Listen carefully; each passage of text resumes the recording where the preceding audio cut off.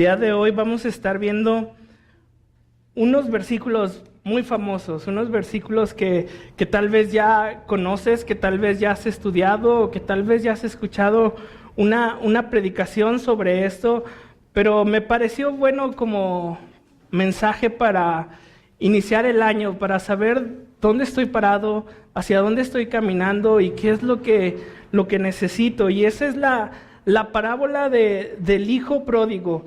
Y en resumen, estos versículos nos enseñan cómo es que el Señor no le importa dónde andábamos, cómo es que el Señor no le importa quiénes somos, no le importa nuestro pecado. Si nosotros vamos a Él, si nosotros nos acordamos de Él, si nosotros creemos en Él, Él nos recibe con amor. Es un Dios amoroso, es un Dios que quiere que todos procedan al arrepentimiento y pues como este hijo, yo creo que muchos nos identificamos o muchos nos hemos identificado con estos versículos y pues me pareció bueno esta enseñanza. Para mí es una de mis favoritas, ¿no? Y es la parábola del hijo pródigo. Pero para empezar, pues, ¿qué es una parábola, no? ¿Qué significa una parábola, ¿no? ¿De qué trata? Y una definición sencilla de parábola es el relato de un acontecimiento ficticio que permite transmitir un mensaje de contenido moral a través de una analogía, una comparación o una similitud.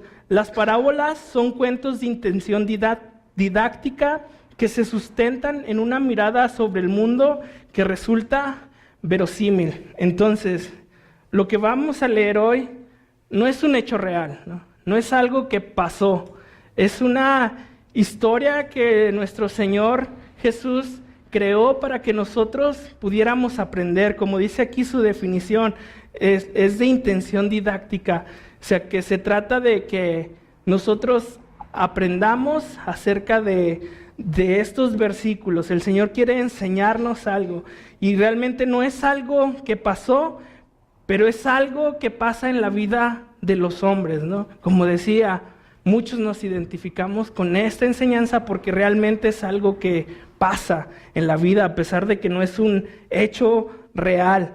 ¿Y por qué Jesús empieza a hablar en parábolas aquí? Si me acompañas ahí mismo en Lucas 15, versículos 1 y 2, dice: se acercaban a Jesús todos los publicanos y pecadores para oírle, y los fariseos y los escribas murmuraban diciendo: a los pecadores recibe y con ellos come.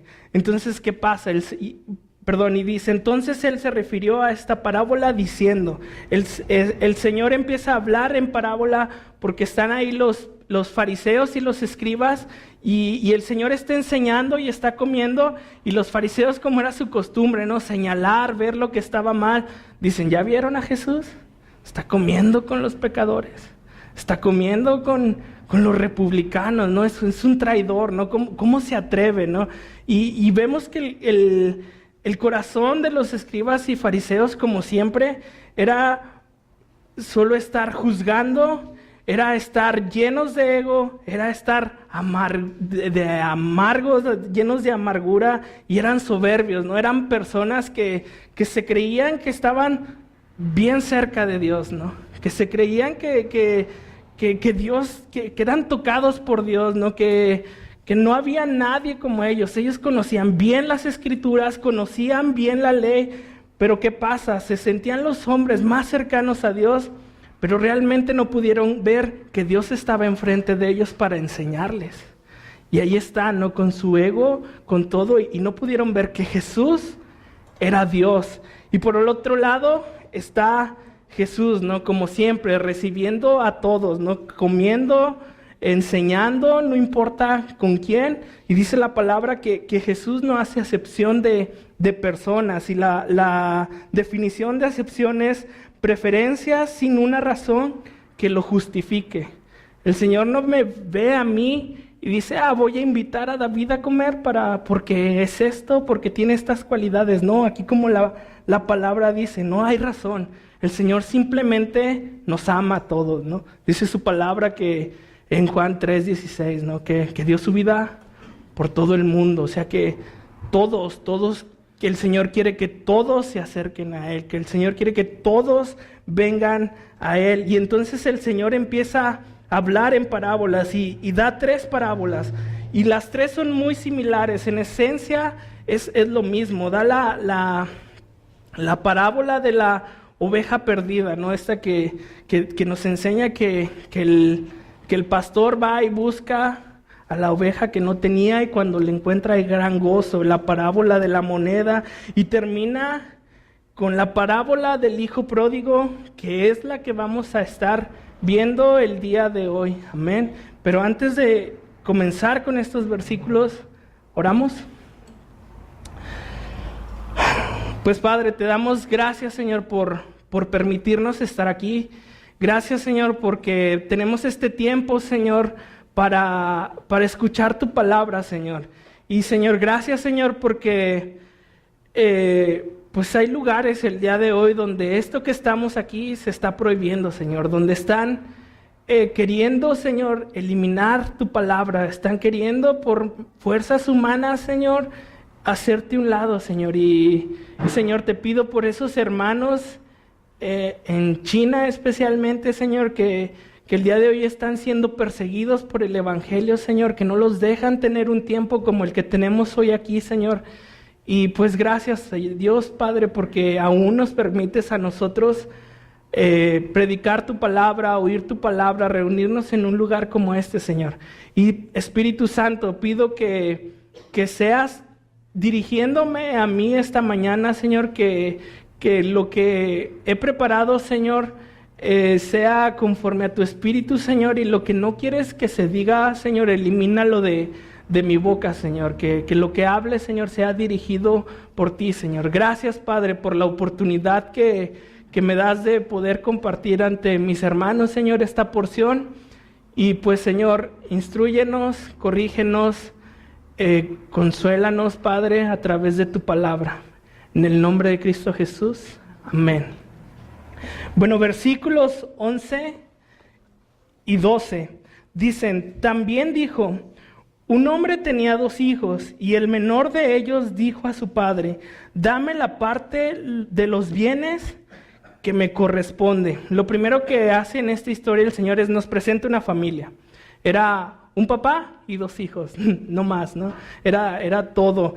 Y vamos a ver vamos a estar viendo a estos 3 personajes durante todo este relato, pero creo que el más importante aquí es el padre, ¿no? Vamos a ver su amor, vamos a ver su misericordia que tiene hacia sus 2 hijos.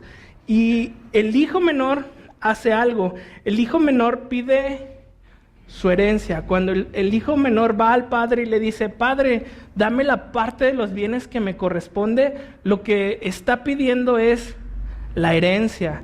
Ahora, muchos dicen que este acto, ¿no?, si hubiera sido real, es una falta total de respeto al padre. ¿Por qué? Porque normalmente la herencia se da cuando el padre está muerto, ¿no? Yo no puedo llegar con mi papá. En mi caso somos 6, ¿no? Yo soy el más chico de 6 hermanos y me imagino, ¿no?, yo corriendo a Torreón y con mi super idea de: papá, ¿sabes qué se me ocurrió? Que me des mi herencia, la necesito, ¿no? Y me imagino, ¿no?, a mi papá así como que: ok, te la doy, pero es interesante porque realmente creo que es una falta de respeto, porque mi papá tendría que vender su casa para darme mi parte, ¿no? Y suponiendo que es lo único que tiene, o todos los bienes que tenga, tendría que venderlo todo para a mí. Ahora soy el más chico, me tocaría menos, pobre de mí, pero bueno, pero darle todo a cada uno de mis hermanos. Y si yo le pido la herencia a mi papá y mi papá no las da a todos, ¿con qué se va a quedar mi papá? Pues con nada, ¿no? Entonces, por mi idea de pedirle su herencia cuando aún no ha muerto, yo dejaría a mi papá en la calle. Y creo que es una falta de respeto, ¿no?, hacia los padres. Creo que lo que está haciendo este joven realmente es decirle a su papá, ¿sabes? Ya no me interesa tanto convivir contigo, ya no me interesa lo que tú me puedas dar, ya no me interesa una relación que pueda llevar contigo, yo quiero hacer mi vida, ¿no? Y ya no te necesito, ¿no? Es decirle a su padre, ya no quiero estar contigo, me quiero ir, dame lo que me toca. Ahora, tenemos un mandamiento, ¿no? Como hijos, si tú aún eres hijo aquí, si tienes a tus papás, si tienes a tu mamá, de la edad que sea, ¿no? Tenemos un mandamiento de parte de Dios. Y dice Efesios 6, 2, 3, honra a tu padre y a tu madre, que es el primer mandamiento con promesa, para que te vaya bien y seas de larga vida en la tierra. No es una opción. El honrar a nuestros padres no es si quiero. El honrar a nuestros padres no es condicional. El honrar a nuestros padres es un mandamiento, ¿no? Es un decreto del Señor que todos tenemos que cumplir. Al Señor no le gusta cuando nosotros faltamos el respeto a nuestros padres. Y si tú tienes padre el día de hoy, procura honrarlos. Ahora, ¿cómo le puedes honrar? Bueno, creo que cada padre es diferente, ¿no? Yo me hice esta pregunta, ¿no? ¿Cómo honro a mi padre? O sea, por mucho tiempo sé que le he faltado al respeto, más aún cuando era joven. Si eres joven, cuídate, ¿no? Porque mucho tiempo yo discutí con mis papás, mucho tiempo como el hijo les di la espalda, mucho tiempo no me importaba su consejo, yo quería lo mío, ¿no? Y hazte a un lado, padre, no me vengas con tus cosas, ¿no? Y cómo saber cómo honrar a mi padre y a mi madre.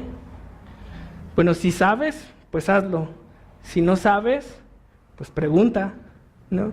Yo, haciendo este estudio, le mandé un mensaje a mi mamá. Oye, mamá, ¿cómo puedo honrarles, ¿no? ¿Cómo es que yo, siendo tu hijo, puedo darles honras, ¿no? Quiero cumplir este mandamiento. Y pues no les voy a decir lo que me contestó porque es personal. No es malo, ¿no? Pero es personal. Y cuando mi mamá me dijo que quería, pues yo lo vi y dije, pues no es tan difícil. No es tan difícil, pero si tú no sabes cómo honrar a tus padres, pues pregúntales, ¿no?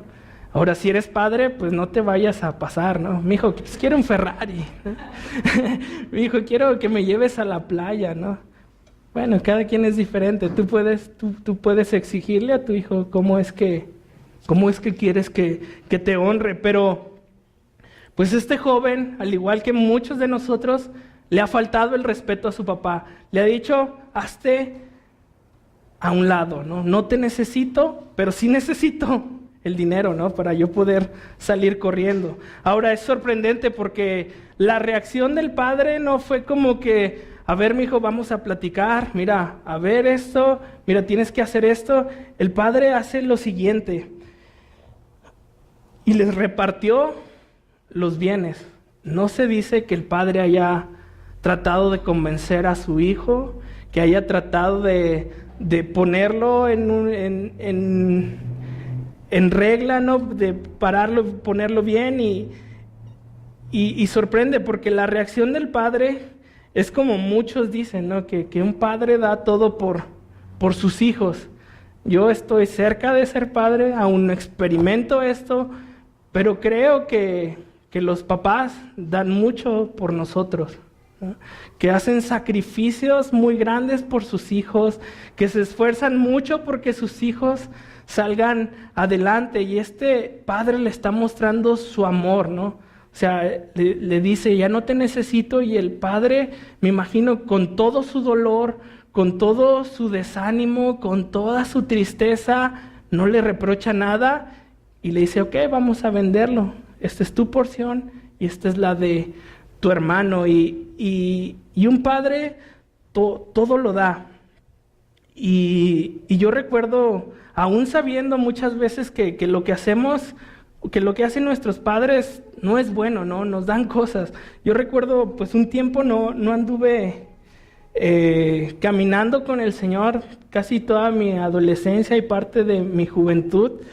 Y un día estábamos mis amigos y yo reunidos en una casa, voy al baño y regreso y me dicen, vamos a ir a Mazatlán. Era muy común en Torreón ir a Mazatlán. a la fiesta, ¿no? Y yo les digo, estaría padre organizarnos, juntar dinero e ir. No, mañana. Yo, ¿mañana? Sí, mañana, ahorita nos vamos, dormimos y arrancamos y nos vamos. Y yo, ok, no tengo dinero, pero déjale, digo a mi papá. Y voy con mi papá, vamos a ir a Mazatlán. Qué padre, pero mañana. Y mi papá no sé cuánto dinero tenía, me imagino que no tenía mucho. Tomó el dinero que necesitaba y me lo dio, aún sabiendo que yo lo iba a desperdiciar, ¿no? Aún sabiendo. Entonces el amor de un padre es muy grande, ¿no? El amor de un padre hace muchos sacrificios por sus hijos, aún sabiendo que la van a regar. Y el padre sabía que este hijo le iba a regar. Y dice Lucas 11, si me acompañas unas páginas atrás. 11 versículos 11 y 13. ¿Qué padre de vosotros, si un hijo le pide pan, le dará piedra? ¿O si pescado en lugar de pescado le dará una serpiente? ¿O si le pide un huevo, le dará un escorpión? Pues si vosotros, siendo malos, sabéis dar buenas dádivas a vuestros hijos, ¿cuánto más vuestro Padre Celestial dará el Espíritu Santo a los que se lo pidan? Hemos vivido una vida faltándole el respeto al Señor. Desde Adán y Eva que cayó el hombre se ha encargado de arruinar la relación con Cristo Jesús. Y el Señor Jesús lo único que hizo fue mostrarnos su amor como buen Padre, venir a esta tierra, visitarnos, morir en una cruz por nosotros, pero resucitar. Y era la forma en que nosotros podíamos conocer el amor, podíamos conocer la salvación de Dios. Nuestro Padre, nuestro Señor Jesús, lo dio todo por nosotros, aún nosotros siendo pecadores, aún sabiendo que nosotros íbamos a fracasar, ¿no? Él decidió dar a su Hijo para que nosotros ahora juntamente con Él tengamos vida. Y bueno, ¿y qué hizo con su herencia este joven? Dice los siguientes versículos 13 y 14. No muchos días después, juntándolo todo, el hijo menor se fue lejos a una provincia apartada y ahí desperdició sus bienes viviendo perdidamente. Y cuando todo lo hubo malgastado, vino una gran hambre en aquella provincia y comenzó a faltarle. Este joven toma sus bienes y empieza a malgastarlos, como dice aquí. Empieza a hacer con su dinero lo que se le da la gana. Y dice que desperdició sus bienes viviendo perdidamente. La palabra perdidamente en el original es azotos, que quiere decir libertinamente. Y a su vez libertinamente es vivir desenfrenadamente y sin respeto a los demás. Entonces este joven toma su dinero, se cree el más rico, se cree el que todo lo puede y sale, ¿no? Y me imagino, ¿no? Llega a esa ciudad y ve el mejor restaurante y yo voy a comer ahí, y gastando su dinero. Y cuando conoce la fiesta, dice, yo invito, ¿no? Tráiganle copas a todo, tráiganles vino a todos, tráiganle lo mejor a todos. Más adelante vemos que su hermano dice que malgastaba su dinero con las rameras, ¿no? Me imagino este joven viendo mujeres y escogiéndolas, ¿no? Tráiganme 3, 4 y yo invito para todos, ¿no? Y es eso, ¿no? Cuando tenemos algo el mundo más bien nos pone todo el pecado como divertido. ¿Tú crees que este joven no se la pasó bien? Pues sí, ¿no? La carne se lo pedía, ¿no? Su cuerpo le decía, está todo bien padre, ¿no? Y joven, ten cuidado, ¿no? Ten cuidado, ponte límites.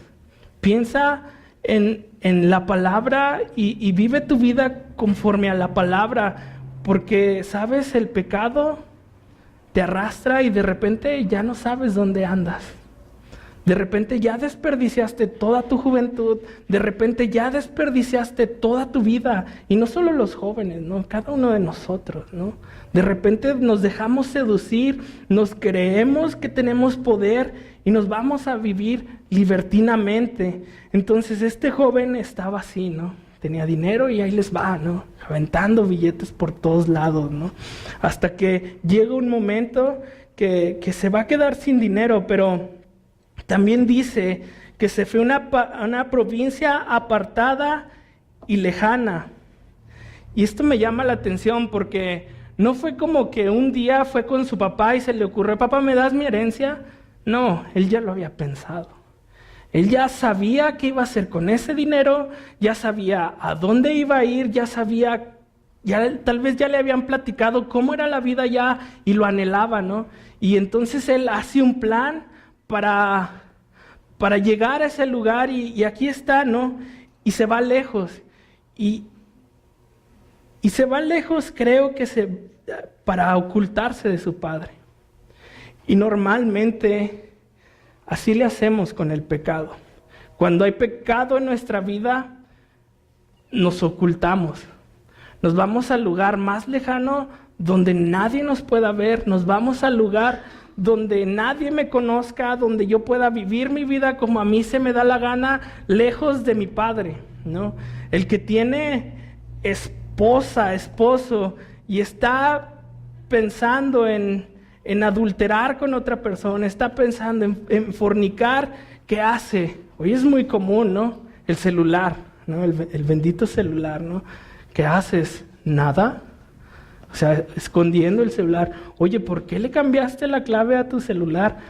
Ah, pues es que... Y te inventas cosas, ¿no? Aquel que está fornicando, pues se va lejos, ¿no? Se va al motel en Irapuato o en León. ¿Por qué? Pues porque si aquí me ven entrar, ya me conocen, ¿no? Ya toda la gente conoce mi carro, ya toda la gente sabe quién soy. Entonces, si voy a ese lugar, pues van a pensar que no estoy con mi marido, ¿no? El joven, ¿no? Que se va de fiesta, ¿no?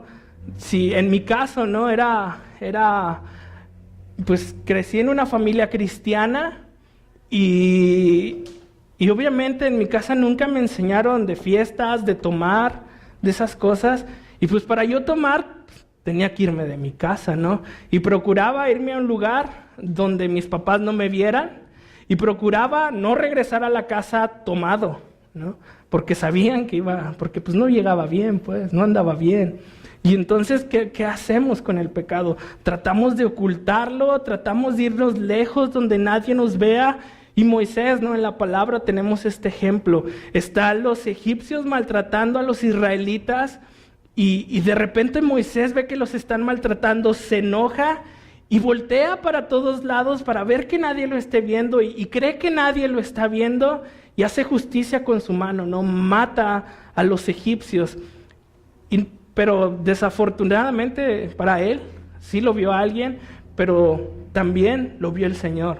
Entonces, tú te puedes ir a donde tú quieras a pecar, a donde se te dé la gana. Tú puedes engañar a tu marido, puedes engañar a tu papá, puedes engañar a tu pareja, hacer lo que tú quieras, pero el Señor siempre te está viendo. El Señor sabe lo que estás haciendo, de Él no nos podemos ocultar. Él conoce nuestro corazón, Él conoce nuestro pecado. Y dice al final que comenzó a faltarle. Ahora, cuando estamos en pecado, pues nos comienza a faltar, ¿no? ¿Qué le faltaba a este joven? Pues le faltaba todo lo que tenía en su hogar. Tenía amor, tenía ropa, tenía vivienda, tenía dinero, tenía salud, ¿no? Y todo eso comienza a faltarle. Dice que viene una gran hambre, se gastó todo su dinero y de repente donde estaba llega una gran hambre en todo el pueblo y a lo mejor él tenía como que su guardadito, ¿no? Pero viene hambre al pueblo y se empieza a quedar sin nada y ya no tenía nada. Entonces le faltaba su padre, le faltaba el lugar de donde venía. Y dice versículos 15 y 16. ¿Qué es lo que hacemos cuando estamos en necesidad? Pues muchas veces pedimos ayuda, ¿no? Cuando Cuando tengo un problema, voy y pido ayuda a quien tenga confianza. Bueno, este joven pide ayuda, pero no pide ayuda donde le vayan a ayudar. Y dicen ahí versículos 15 y 16. Y fue y se arrimó a uno de los ciudadanos de aquella tierra, el cual le envió a su hacienda para que apacentase cerdos. Y deseaba llenar su vientre de las algarrobas que comían los cerdos, pero nadie le daba. Entonces llega a un lugar, pide ayuda. ¿Saben qué? Necesito trabajo, necesito comida. ¿Cómo ves? ¿Me das una chambita? Y este hombre agarra y le dice, ok, sí, vete a cuidar los cerdos, ¿no? Y pide ayuda donde no se la van a dar, donde solo se van a aprovechar de él, donde a nadie le importa y donde nadie le va a ayudar. Al contrario, está trabajando y nadie le da comida. Está trabajando y ve la comida de los cerdos y dice, yo la quiero, ¿no? Yo la quiero y aún se la niegan. Entonces este hombre va y pide ayuda a donde no se la van a dar. ¿Y qué pasa? ¿Qué pasa? ¿No? De repente ya tocó fondo. ¿Se acuerdan? Llegó sintiéndose rey y en este momento está en la cochinada, en la comida de los cerdos, en el lodo. ¿Tú has visto la comida de los cerdos, no? ¿Cómo es? Es el desperdicio de todo. Ahí este hombre apacentando los cerdos y aún peor, deseando siquiera poder comer lo que comen los cerdos, ¿no? Y este hombre ha tocado fondo y para un israelita, según Proverbios 17, el apacentar cerdos, el estar cerca de los cerdos, el cerdo era considerado un animal inmundo, ¿no? Entonces lo peor que le pudo haber pasado a este joven israelita es estar ahí, tocando fondo y deseando comer la comida de los cerdos. Ahora, ¿hasta dónde llegó su decisión, ¿no? Su grandiosa idea de, papá, dame mi herencia, me quiero ir a vivir mi vida, ¿no? Y hasta dónde nos pueden llevar nuestras malas decisiones. Muchas veces pensamos, voy a arreglar de esto de esta manera y tal vez no es la forma correcta, ¿no? Como dicen, tapas un hoyo para destapar otro, ¿no? Y este joven está haciendo eso, ¿no? Como que está tratando de arreglar su vida, pero ya no puede, ya tocó fondo. Y creo que todos estos versículos son un reflejo del pecado en la vida del hombre. Y tenemos que tener cuidado, ¿no? Cuidado de estar jugando con el pecado en nuestras vidas, porque puede ser que un día nos encontremos como este joven, viviendo en la cochinada del pecado, deseando comer lo que el mundo da, no siendo saciados, siendo maltratados, a donde a nadie le importas. Dice Santiago 1, 13 al 16, si me acompañan.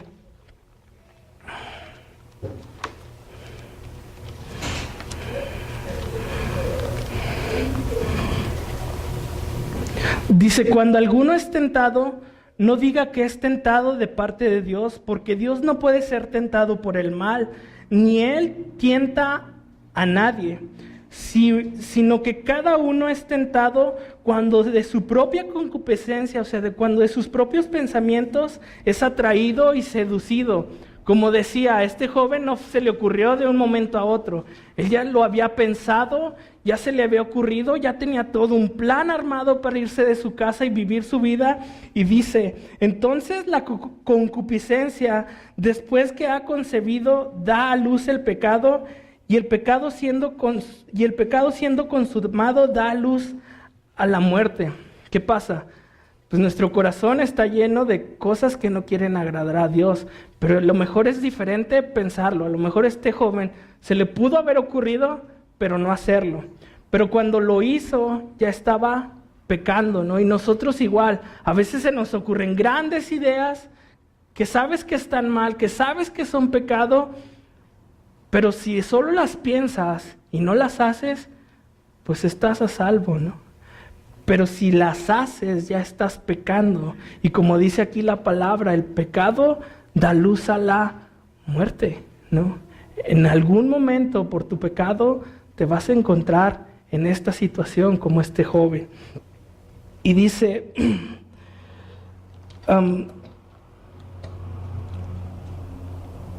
Dice, entonces la concupiscencia, después de concebir, da luz el pecado, y el pecado siendo consumado da luz la muerte. Amados hermanos míos, no erréis. Hay que vivir una vida en santidad, una vida que agrada al Señor. No para ser salvos, la salvación Él ya no la dio, pero para vivir agradando a Dios. Entonces, el andar de este joven es un reflejo del pecado en la vida del hombre.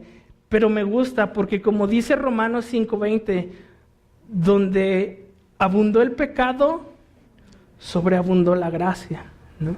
Y no importa lo que hayamos hecho, no importa qué tan sucio esté, no importa si anduve en el lugar de los cerdos, la gracia de Dios es más grande. La gracia de Dios es más amorosa y la gracia de Dios nos recibe. Y dice versículo 17.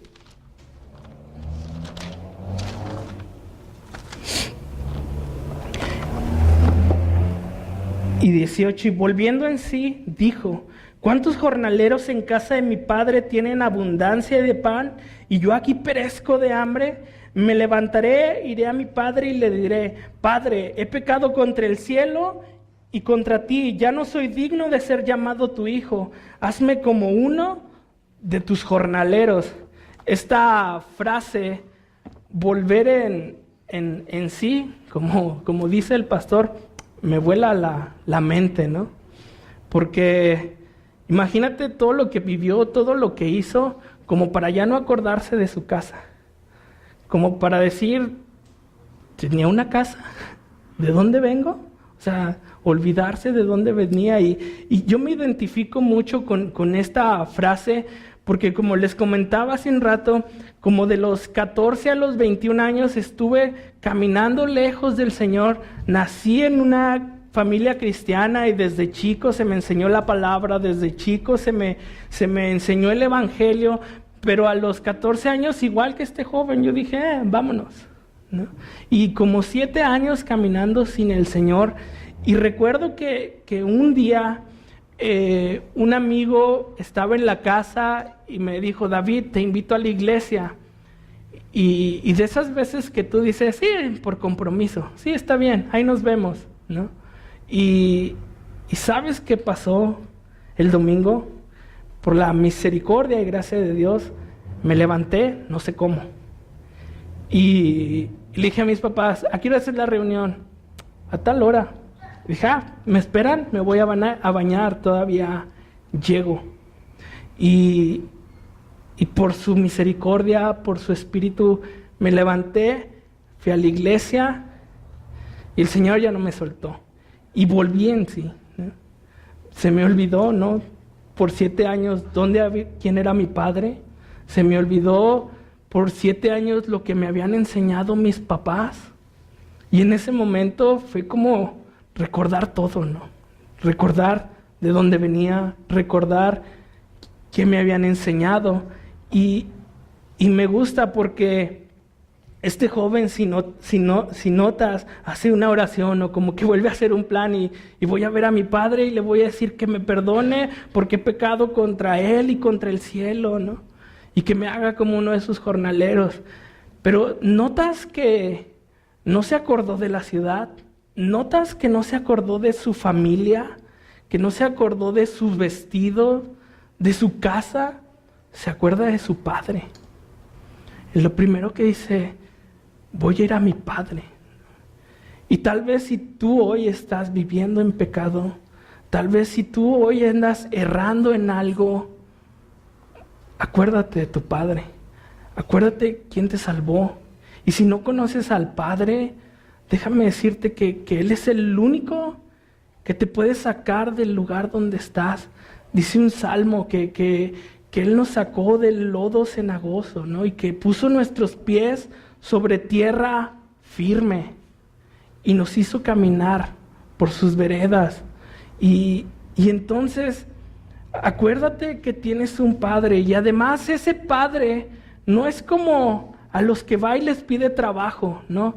que fue a pedir trabajo y que no le dieron nada, que lo maltrataron, que lo pusieron en el lugar más sucio, a este Padre, a nuestro Señor Jesucristo, le importas y te ama mucho.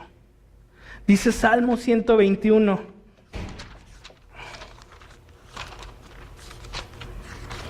Alzaré mis ojos a los montes. ¿De dónde vendrá mi socorro? Mi socorro viene de Jehová, que hizo los cielos y la tierra.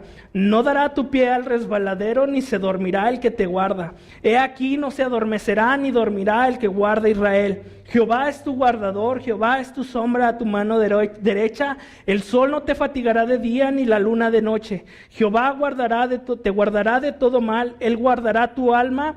Jehová guardará tu salida y tu entrada desde ahora y para siempre. Si alguien te cuida, si a alguien le importa, si a alguien te ama, es nuestro Padre.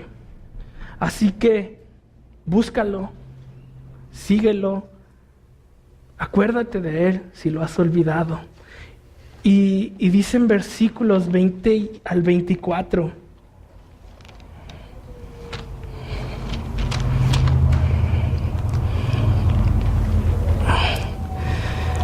Levantándose vino a su padre, y cuando aún estaba lejos, lo vio su padre y fue movido a misericordia, y corrió y se echó sobre su cuello y le besó. Y el hijo le dijo: Padre, he pecado contra el cielo y contra ti, ya no soy digno de ser llamado tu hijo. Pero el padre dijo a sus siervos: Sacad el mejor vestido y vestidle, y poner un anillo en su mano y calzado en sus pies, y traed el becerro gordo y matadlo, y comamos y hagamos una fiesta, porque mi hijo muerto era y ha vivido, y se ha perdido y es hallado. Y comenzaron a regocijarse. Ahí notas la frase que dice: y levantándose vino a su padre. Me gusta porque no solo lo pensó, ¿no? Como que no solo volvió en sí y dije: ay, tengo una casa y un papá. Pues qué chido. No, se levantó, lo hizo, fue a buscar a su padre. Y muchas veces nosotros así somos, ¿no? Este año que comienza, ¿no? Cómo se llenan de propósitos, ¿no? El que está panzón como yo, pues quiere bajar de peso, ¿no? Y así, ¿no? Quieren hacer ejercicio y quieren hacer dieta, y ahora sí le voy a echar ganas, y un montón de cosas, ¿no? Que se proponen y dicen: ahora sí voy a hacer esto, ahora sí voy a hacer lo otro, ¿no? ¿Y qué pasa? Que muchos de esos propósitos solo se quedan en buenas intenciones, ¿no? El que dice: voy a ir al gym, va las primeras semanas y después dice: ahí vienen los tamales, ya no hay que ir al gimnasio. Y se llenan de muchos buenos propósitos, pero si no te levantas, si dices: ahora sí voy a leer, ahora sí voy a escuchar su palabra, ahora sí le voy a echar ganas, ahora sí me voy a proponer servir en la iglesia. Si se queda solo un pensamiento y no te levantas y lo haces, no sirvió de nada. ¿De qué le hubiera servido a este hijo acordarse que tiene una familia, que tiene un padre, si nada más hubiera decidido: tenía un papá? No, se levanta y va y lo busca. Y nosotros igual tenemos que levantarnos y buscar al Padre. Dice Filipenses 2:13: porque Dios es el que en vosotros produce así el querer como el hacer por su buena voluntad. Que este año en tu vida mueran los ahora sí y dejes a Dios obrar en tu vida, ¿no? Él es el que te va a poner el querer como el hacer, pero tienes que buscarle. Y también dice ahí versículo 23, ¿no? Lo que había pensado decirle a su padre, pues, perdón, no es 23, es 21. Lo que había pensado decirle a su padre lo hace. Dice: Padre, perdón, ¿no?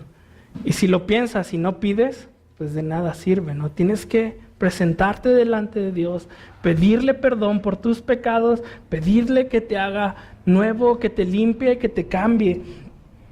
Y también me gusta porque en el versículo 22 dice: pero el padre dijo a sus siervos: sacad el mejor vestido y vestidle, y poner un anillo en su mano y calzado a sus pies. Imagínate este joven, venía con los cerdos, venía hambriento, tal vez flaco, desnutrido, amarillo, cochino, pálido, y su papá lo ve de lejos y dice, ahí viene mi hijo, ¿no? Y corre, y me gusta porque dice que su papá es movido a misericordia, y lo abraza, y lo besa, y lo recibe. No le importó qué hizo con la herencia, no le importó de dónde venía, no le importó lo que había hecho. El padre lo recibe, y cuando me imagino lo suelta, dice, híjole, qué cochino vienes, ¿no? Qué feo hueles, ¿no? Y el pecado así nos trata, ¿no? Nos deja percudidos, nos deja, como diría Pastor Alex, malolientes, ¿no?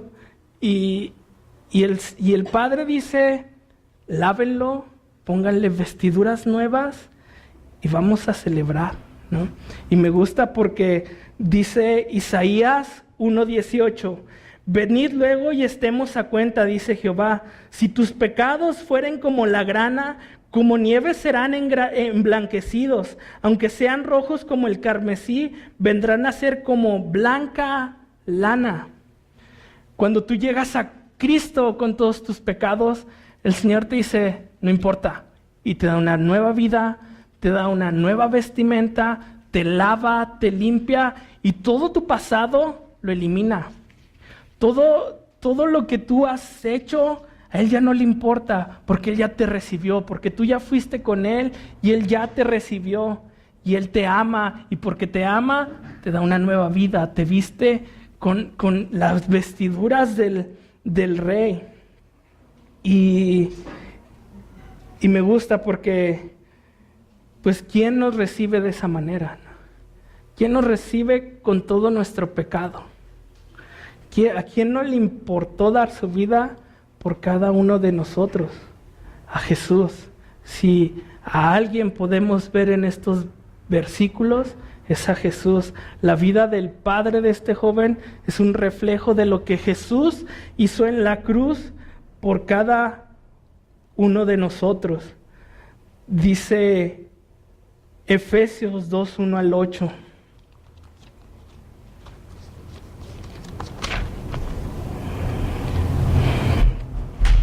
Y Él os dio vida a vosotros cuando estabais muertos en vuestros delitos y pecados, en los cuales anduvisteis en otro tiempo, siguiendo la corriente de este mundo, conforme al príncipe de la potestad del aire, el espíritu que ahora opera en los hijos de desobediencia, entre los cuales también todos nosotros vivimos en otro tiempo, en los deseos de nuestra carne, haciendo la voluntad de la carne y de los pensamientos, y éramos por naturaleza hijos de Dios, lo mismo que los demás. Pero Dios, que es rico en misericordia, por su gran amor que nos amó, aun estando nosotros muertos en pecados, nos dio vida juntamente con Cristo. Por gracia sois salvos. Y juntamente con Él nos resucitó, y asimismo nos hizo sentar en lugares celestiales por Cristo Jesús, para mostrar en los siglos venideros las abundantes riquezas de su gracia en su voluntad para con nosotros en Cristo Jesús, porque por gracia sois salvos por medio de la fe, y esto no de vosotros, pues es don de Dios, no por obras para que nadie se gloríe, porque somos hechura suya, creados en Cristo Jesús para buenas obras, las cuales Dios preparó de antemano para que anduviésemos en ellas.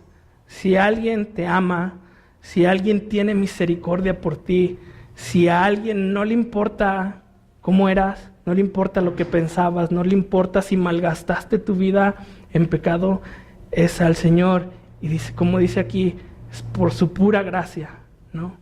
Nosotros que merecíamos la muerte, pero Él nos da el regalo de la vida eterna a través del Señor Jesús, y es por medio de Él que Él nos recibe. ¿Y qué hizo el hijo pródigo para merecer el amor de su padre? Pues nada, ¿no? Al contrario, había malgastado toda su vida. ¿Nosotros qué merecemos, no? Para llegar al cielo. Nada. El Señor Jesús hizo todos por nosotros. No lo merecíamos, pero Él dio gracia, nos dio amor, nos dio misericordia. Y dice ahí los siguientes versículos. del 25 al 32. Y su hijo mayor estaba en el campo, y cuando llegó cerca de la casa, oyó la música y las danzas, y llamando a uno de los criados le preguntó qué era aquello.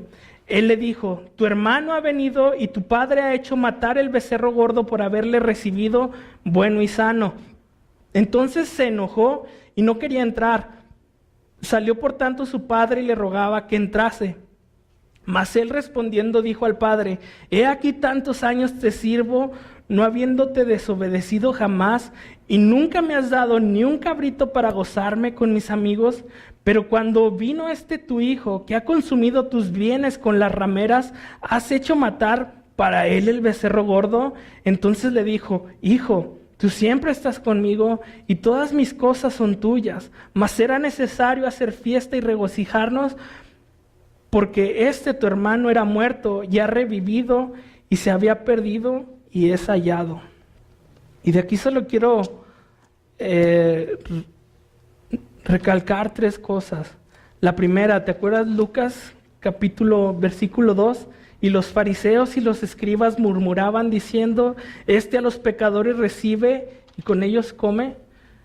El hijo es un reflejo de los fariseos y los escribas, ¿no? Su hermano llega salvo y en vez de gozarse porque ha regresado su hermano y está bien, se llena de amargura, se llena de odio, se llena de enojo porque su hermano ha llegado, y su papá dice: pásale, ¿no? Sale su papá también por él, tú también necesitas venir.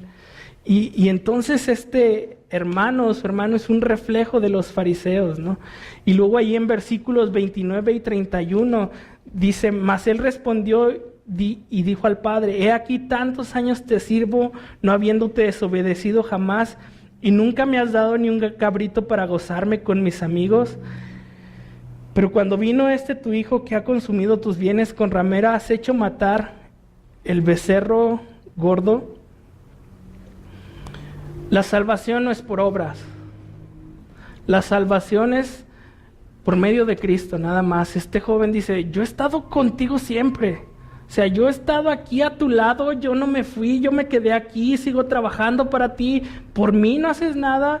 Y el Señor nos dice: no es lo que tú hagas, no es lo que tú te creas. Eres salvo porque yo lo decidí, porque yo quiero que así sea, no porque tan buen hijo eres, no porque has estado aquí. Entonces la salvación no es por obra, como dijimos hace rato, es gracia, es el regalo inmerecido, es el regalo que Dios nos dio a nosotros gratuitamente, que a Él le costó todo. Y por último, igual allí dice versículo 30, pero cuando vino tu hijo ha consumido tus bienes con rameras y has hecho matar para él el becerro gordo. ¿Te acuerdas los fariseos cómo oraban? Gracias, Señor, porque no soy como pecador. Y igual hombre, ¿no? Es su hermano.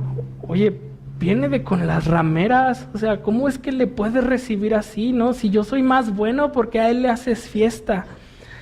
Y creo que es una actitud que debemos quitar de nuestra vida nosotros como hijos de Dios, como hermanos en Cristo.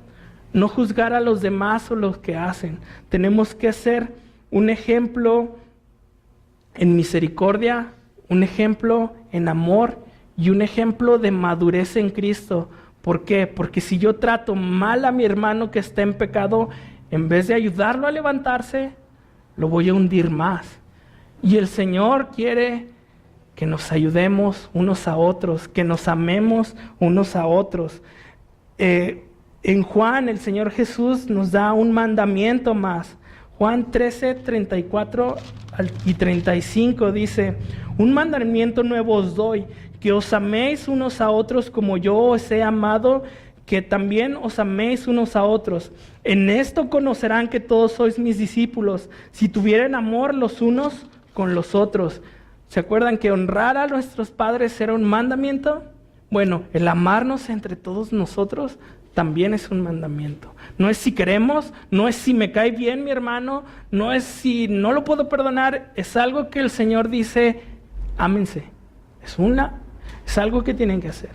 Es un mandamiento que yo les doy. Y como sus hijos tenemos que aprender a amar. ¿Por qué? Porque como dice aquí, si queremos que nos conozcan como cristianos, se va a notar porque sabemos amar. Porque en vez de señalar, ayudamos. Porque en vez de juzgar como todo el mundo juzga al pecador, mostramos misericordia, mostramos madurez en Cristo. Y entonces esto es lo que podemos ver de este hijo, y me gusta porque también el papá sale por él, ¿no? Tampoco no lo dejó afuera. Dijo, tú también necesitas venir.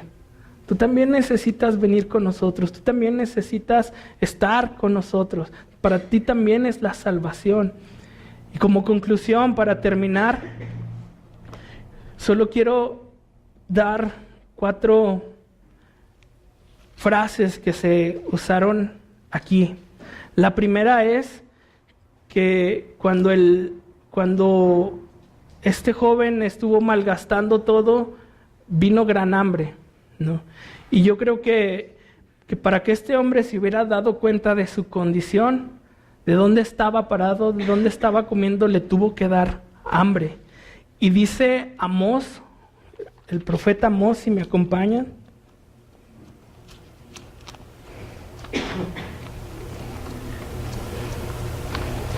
Capítulo 8, versículo 11 y 12, dice: He aquí vienen días, dice Jehová el Señor, en los cuales enviaré hambre a la tierra, no hambre de paz ni de sed de agua, sino de oír la palabra de Jehová.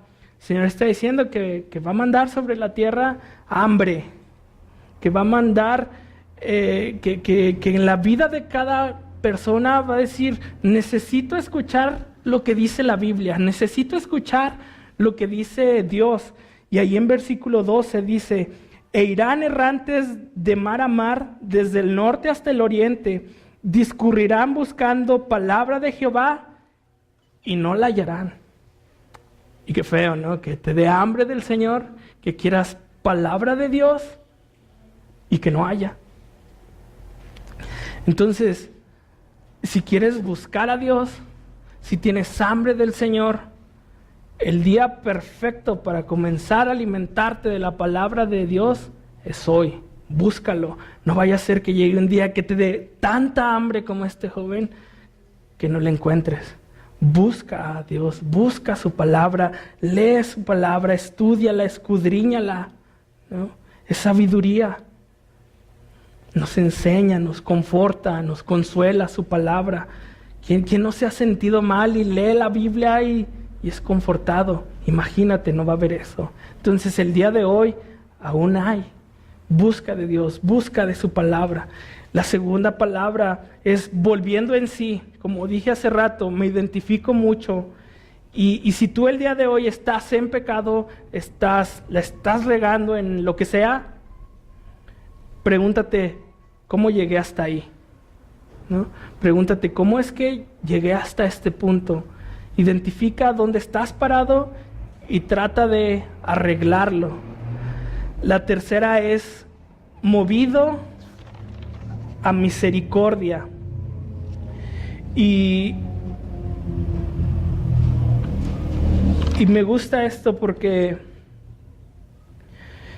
pues el Señor, como lo he venido diciendo, tuvo compasión de nosotros, tuvo compasión de su creación, tuvo compasión de cada persona, y como dice Romanos 5:8, mas Dios muestra su amor para nosotros, que siendo pecadores, Cristo murió por nosotros. ¿Recuerdas cómo recibió el Padre a este hijo? Corrió, lo abrazó, lo besó, y el Señor quiere hacer eso con tu vida. El Señor tiene misericordia de nosotros. Si tú nunca le has entregado tu vida al Señor, el Señor está ahí para abrazarte, para besarte, para amarte por la eternidad. Y 4, traed el becerro gordo para matarle. ¿Notas que hubo un sacrificio? Cuando este joven llega, el padre pide que maten al becerro gordo. Y hubo un sacrificio para el perdón de sus pecados. Y hay un sacrificio para el perdón de nuestros pecados. Y ese sacrificio es Cristo muriendo en una cruz, derramando su sangre, dando su vida por los pecadores. El que no era pecador se hizo pecado por nosotros. Él era santo. ¿Qué necesidad tenía él de dejar toda su gloria? Él es Dios. Y dice, y no siendo igual a Dios, no escatimó su vida y vino y se hizo hombre y murió por nosotros y se sacrificó para que por medio de su sangre preciosa nosotros ahora tengamos vida. Y termino con esto. Colosenses 2, 8, 3 y 4.